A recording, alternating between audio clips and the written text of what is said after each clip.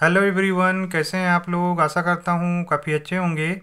अभी हम लोग क्लास 8 हिंदी वसंत बुक से जो पहिया है पाठ के प्रश्न अभ्यास को देखेंगे। इसके पहले भाग में जंजीरें हैं। जंजीरें में पहला प्रश्न है, उन जंजीरों को तोड़ने का जिनमें वे जकड़े हुए हैं कोई ना कोई तरीका लोग निकाल ही लेते हैं। आपके विचार से लेखक जंजीरों द्वारा किन समस्याओं की ओर इशारा कर रहा है।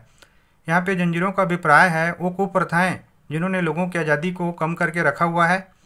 लोग भी इन कुप्रथाओं को एक सीमा तक ही सहते हैं। जब ये असहनीय हो जाता है तो इससे बाहर निकालने का उपाय वो कर लेते हैं। तो इसका उत्तर लिखेंगे कि मेरे विचार से लेखक जंजीरों द्वारा पुरुष प्रधानता जैसी रूढ़िवादी समस्या की ओर इशारा कर रहा है। इसमें दूसरा प्रश्न है, क्या आप लेखक की इस बात से सहमत हैं? अपने उत्तर का कारण भी बताइए। बिल्कुल, हमको लेखक के बात से सहमत होना ही पड़ेगा, क्योंकि कोई चीज़ असहनीय हो जाए तो मानव उसको सह नहीं सकता, उसके विरुद्ध में क्रांति या विद्रोह जरूर करता है। तो इसका उत्तर लिखेंगे, मैं लेखक की इस बात से सहमत हूँ, क्योंकि मनुष्य बेवजह के बंधन में अधिक समय तक नहीं रह सकता।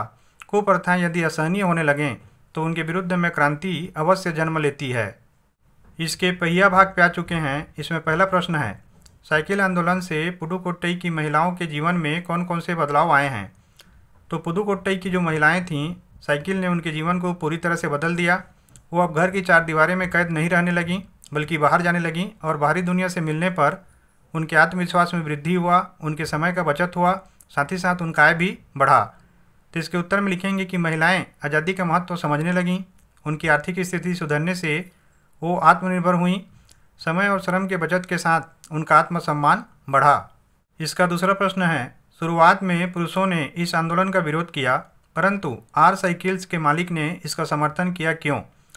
तो देखिए, पुरुषों को मालूम था कि यदि महिलाएं जागरूक हो जाएंगी तो उनकी गुलामी को नहीं मानेंगी और उनके विरुद्ध में विद्रोह करेंगी और अपनी आज़ादी के लिए वो संघर्ष करने लगेंगी।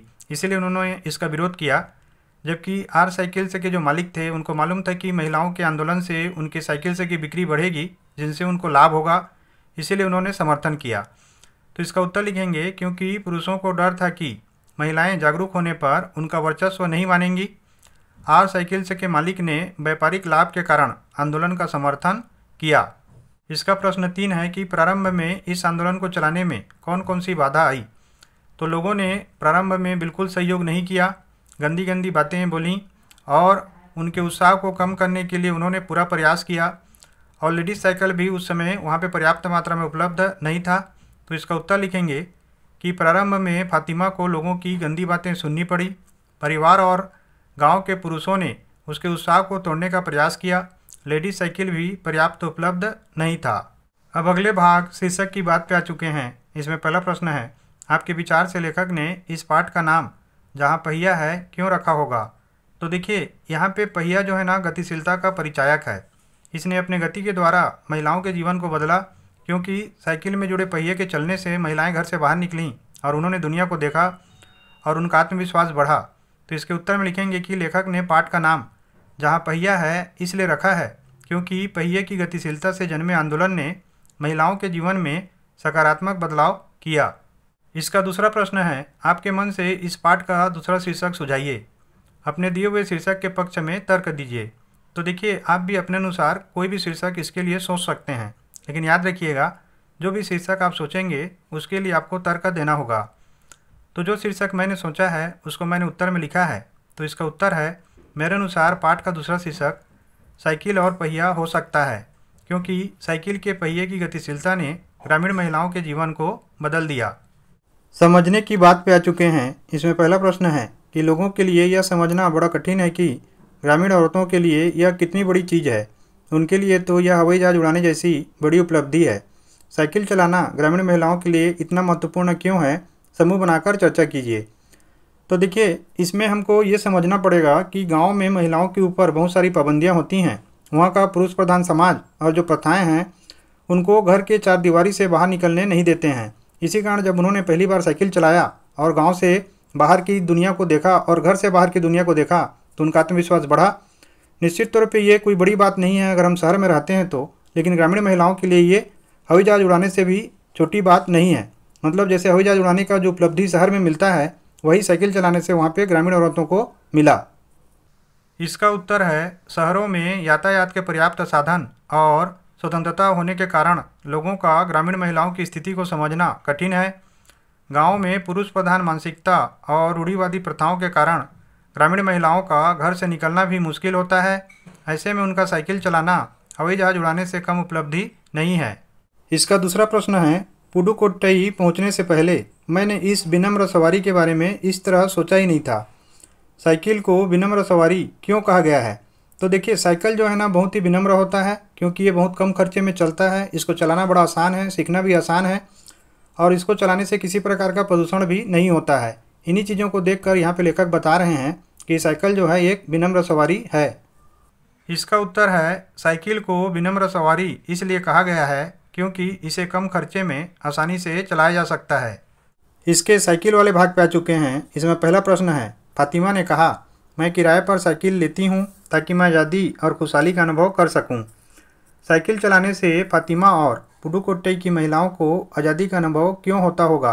तो देखिए, फातिमा और पुडुकोट्टई की महिलाएं ग्रामीण महिलाएं थीं। इससे पहले वो कहीं जाने के लिए पुरुषों के ऊपर निर्भर रहा करती थीं। साथ ही साथ उनकी दुनिया घर में कैद हो जाती थी। लेकिन जैसे ही उन्होंने साइकिल चलाना शुरू किया तो उन्होंने जाना कि दुनिया कैसा है, दुनिया का सामना कैसे किया जाए, दुनिया से लाभ कैसे लिया जाए। इससे उनका आत्मविश्वास बढ़ा। इसी कारण उनको आज़ादी का अनुभव होता होगा। इसका उत्तर है, साइकिल चलाने से फातिमा और अन्य महिलाओं का आत्मविश्वास बढ़ा होगा। घर के बाहर की दुनिया देखने से उन्हें आज़ादी का अनुभव हुआ होगा। अब इसके कल्पना से वाले भाग पे आ चुके हैं। पहला है, पुडुकोट्टई में कोई महिला अगर चुनाव लड़ती तो अपना पार्टी चिन्ह क्या बनाती और क्यों?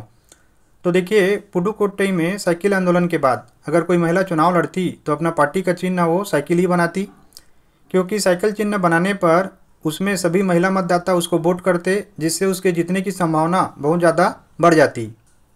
इसका उत्तर है, पुडुकोट्टई में कोई महिला अगर चुनाव लड़ती तो अपना पार्टी चिन्ह साइकिल ही बनाती। इससे महिला मतदाता निश्चित तौर पर इस चिन्ह पर वोट देते, जिससे उसकी जीत होकर रहती। इसका दूसरा प्रश्न है, अगर दुनिया के सभी पहिए हड़ताल कर दें तो क्या होगा? तो देखिए, पहियों के द्वारा दुनिया में सामान और लोग एक स्थान से दूसरे स्थान तक जाते हैं। यदि सभी पहिए रुक जाएं तो लोगों का आना जाना और वस्तुओं का आना जाना रुक जाएगा, जिससे पूरी की पूरी दुनिया जो है वो ठहर जाएगी। इसका उत्तर है, अगर दुनिया के सभी पहिए हड़ताल कर दें तो आवागमन रुक जाएगा। पहियों के ना चलने से लोग और सामान जहाँ के तहाँ रुक जाएंगे। इसमें प्रश्न तीसरा है, 1992 में अंतर्राष्ट्रीय महिला दिवस के बाद अब यह जिला कभी भी पहले जैसा नहीं हो सकता। इस कथन का अभिप्राय स्पष्ट कीजिए। तो देखिए, इस कथन का अभिप्राय यह है कि 1992 में अंतर्राष्ट्रीय महिला दिवस के दिन जिस प्रकार ग्रामीण महिलाओं ने अपनी आज़ादी की घोषणा की साइकिल चलाकर, और उन्होंने इस चीज़ को दुनिया को बता दिया कि अब वो पहले की गुलामियों को नहीं मानेंगी, पहले की प्रथाओं को स्वीकार नहीं करेंगी। इसका उत्तर है, उपरोक्त कथन का अभिप्राय यह है कि सन 1992 में अंतर्राष्ट्रीय महिला दिवस के दिन पुडुकोट्टई की 1500 महिलाओं ने साइकिल की घंटियां बजाते हुए सारे बंधन तोड़ दिए। अब वो रूढ़िवादी प्रथाओं की गुलाम नहीं रहीं। इसमें प्रश्न 4 है, मान लीजिए आप एक संवाददाता हैं। आपको 8 मार्च 1992 के दिन पुडुकोट्टई में हुई घटना का समाचार तैयार करना है। पाठ में दी गई सूचनाओं और अपनी कल्पना के आधार पर एक समाचार तैयार कीजिए। तो देखिए, इसमें हमको समाचार लेखन को सीखना है, और समाचार लेखन आने वाले एग्जाम्स में और आने वाले कक्षाओं में आपके बहुत काम आएगा। तो आप लोग ध्यान से देखिएगा कि इसको हम कैसे लिखते हैं। इसके उत्तर में लिखेंगे जैसे कि कोई संवाददाता लिखता है, पुडुकोट्टई 9 मार्च 1992, कल अंतर्राष्ट्रीय महिला दिवस पर पुडुकोट्टई की 1500 महिलाओं ने साइकिल एक साथ चलाकर अपनी आज़ादी की घोषणा कर दी। पुरुषों को जहां यकीन नहीं हो रहा था, वहीं महिलाओं ने अपना खोया आत्मविश्वास पा लिया। आज़ाद महिलाओं का जोश व जज्बा देखते ही बनता था। इसमें प्रश्न 5 है, अगले पृष्ठ पर दी गई पिता के बाद कविता पढ़िए। क्या कविता में और फातिमा के बात में कोई संबंध हो सकता है? अपने विचार लिखिए। तो देखिए, सबसे पहले इस कविता को पढ़ लेते हैं, जो कि पिता के बाद शीर्षक से लिखा गया है। लड़कियां खिलखिलाती हैं तेज़ धूप में, लड़कियां खिलखिलाती हैं तेज़ बारिश में, लड़कियां हंसती हैं हर मौसम में, लड़कियां पिता के बाद संभालती हैं पिता के पिता से मिली दुकान, लड़कियां वारिस हैं पिता की, लड़कियों ने समेट लिया माँ को पिता के बाद, लड़कियां होती हैं माँ, दुकान पर बैठ लड़कियां सुनती हैं पूर्वजों की प्रतिध्वनियाँ, उदास गीतों में वो ढूंढ लेती हैं जीवन राग, धूप में बारिश में हर मौसम में खिलखिलाती हैं लड़कियाँ। तो देखिए यहाँ पे फातिमा ने जिस प्रकार से नारी स्वतंत्रता के लिए संघर्ष किया, उसी प्रकार से इस कविता में लड़कियों की विशेषताओं को बताया गया है कि उनको मौका मिले तो पिता की वारिस भी हो सकती हैं और हर परिस्थिति का वो सामना काफ़ी दृढ़ता से कर सकती हैं। इसका उत्तर है कविता में और फातिमा की बात में यह समानता है कि लड़कियां पिता या किसी पुरुष की अनुपस्थिति में भी पारिवारिक जिम्मेदारी बखूबी निभाती हैं। भाषा की बात पे आ चुके हैं।